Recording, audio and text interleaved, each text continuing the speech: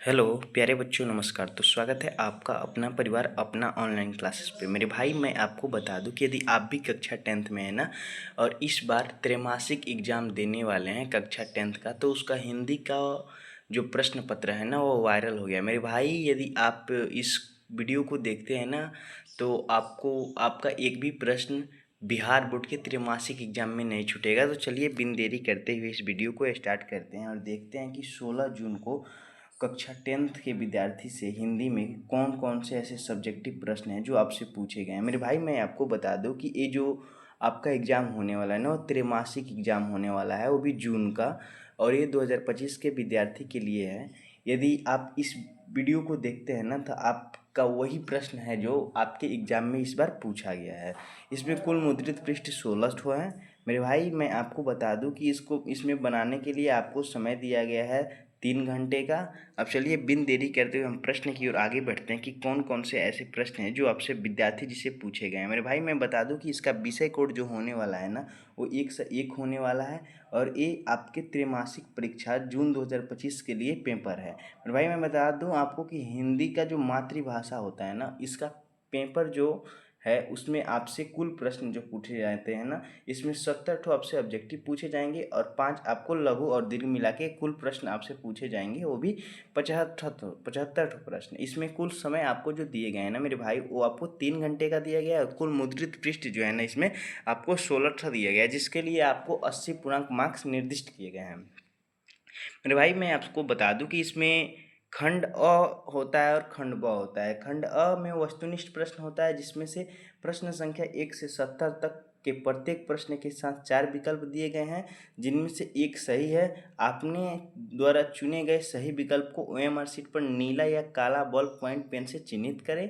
किन्हीं 40 प्रश्नों का ही उत्तर देना होता है मेरे भाई, मैं आपको बता दूं कि इस बार का जो एग्जाम में प्रश्न पूछा गया है ना वो आपसे, वो खंड ब से आपसे प्रश्न पूछा गया है। जो विषय वस्तुनिष्ठ प्रश्न है ना उससे में सबसे पहले फर्स्ट जो प्रश्न पूछा गया है ना, निम्नलिखित गद्यांश को पढ़कर नीचे दिए गए प्रश्नों का उत्तर दे, और प्रत्येक प्रश्न के 2-2 अंक पूर्णांक निर्दिष्ट किए गए हैं। मेरे भाई, मैं बता दूं कि ये जो गद्यांश है ना वो कुछ इस प्रकार से आपके एग्जाम में दिखेगा कि पूरा का पूरा विश्व ही अंतहीन युद्धों में जकड़ा हुआ है, और उसके मार्गदर्शक बने हैं वे राजनीतिज्ञ जो सतत शक्ति की खोज में लगे हैं।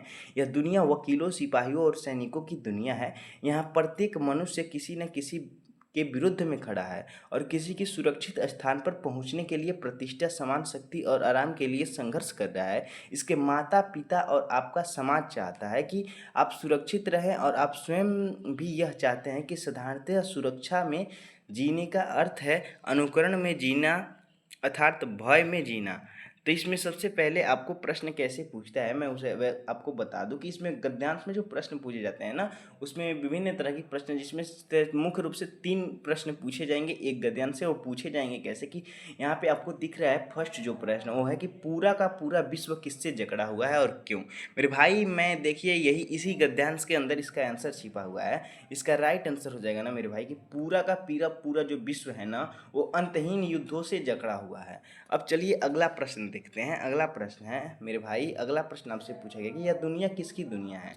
ये दुनिया है ना जो वो यह दुनिया वकीलों, सिपाहियों और सैनिकों की दुनिया है। मेरे भाई, यह दुनिया जो है वो वकीलों, सिपाहियों और सैनिकों की दुनिया है। यही आपको लिखना होगा इस बार एग्जाम में।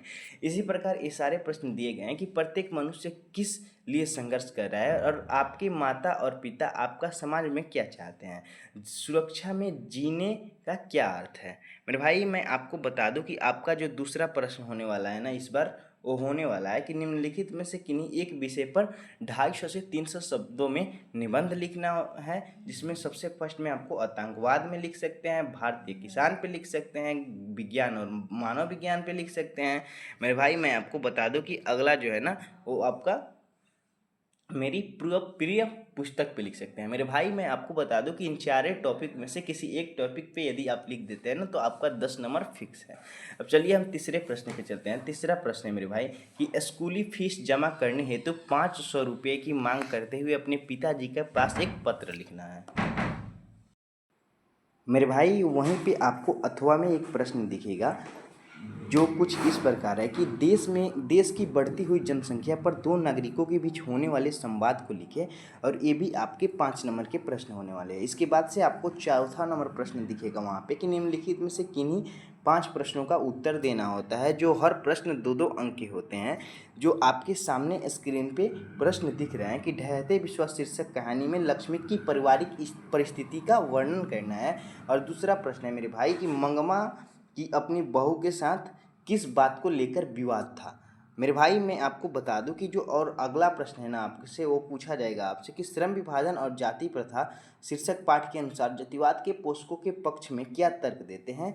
और जो अगला है ना वो है आपका कि खोखा किन मामलों में अपवाद था। मेरे भाई मैं आपको बता दूं कि लेखक मैक्स मुलर की दृष्टि में सच्चे भारत का दर्शन कहाँ हो सकता है और क्यों, ये भी एक प्रश्न आपसे पूछे गए हैं इस बार। और अगला प्रश्न है कि हरिरस से कवि गुरु नानक की क्या अभिप्राय है।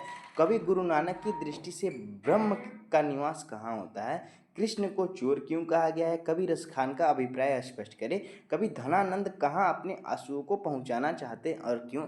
और नेताओं के बारे में कवि बद्री नारायण चौधरी प्रेमगन की क्या राय है। और जो आपका अगला प्रश्न है ना 5 नंबर, वो कुछ इस प्रकार होने वाला है कि निम्नलिखित प्रश्नों में से किसी एक प्रश्न पे उत्तर दे जिसका शब्द सीमा ये है। और सब प्रसंग व्याख्या इसको करना है कि लड़कियां क्या है, कठपुतलियां है और उनके माता पिता को इस बात पे गर्व है। इसमें सबसे फर्स्ट जो है वो पूछा गया कि मैक्स मुलर ने संस्कृत की कौन कौन सी विशेषताएं और महत्व बतलाए हैं।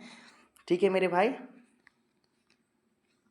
और अगला है कि प्रथम पद के आधार पर बताएं कि कवि गुरु नानक ने अपने युग में धर्म साधना को कैसे रूप से देखा है। और रसखान रचित द्वितीय दोहे का काव्य सुंदर स्पष्ट करें। मेरे भाई यही है आपके वो प्रश्न जो आपके 2025 के त्रैमासिक एग्जाम में क्लास 10th के बच्चों के लिए बनाया गया है। सेम टू सेम यही प्रश्न आएगा मेरे भाई। मैं वादा करता हूँ कि यदि आप मेरे इस वीडियो को देखते हैं ना तो आपको 100% तो नहीं बल्कि 99.99% हेल्प एग्जाम में ज़रूर मिलेगा। धन्यवाद, थैंक यू। यदि आप भी चाहते हैं मेरे इस चैनल को सब्सक्राइब कर लेने के लिए तो मेरे भाई कर ना लीजिए, क्योंकि आपको एग्जाम से पहले हर प्रश्न हम जब दे रहे हैं तो आपको सब्सक्राइब करने में क्या जा रहा है मेरे भाई। थैंक यू, धन्यवाद।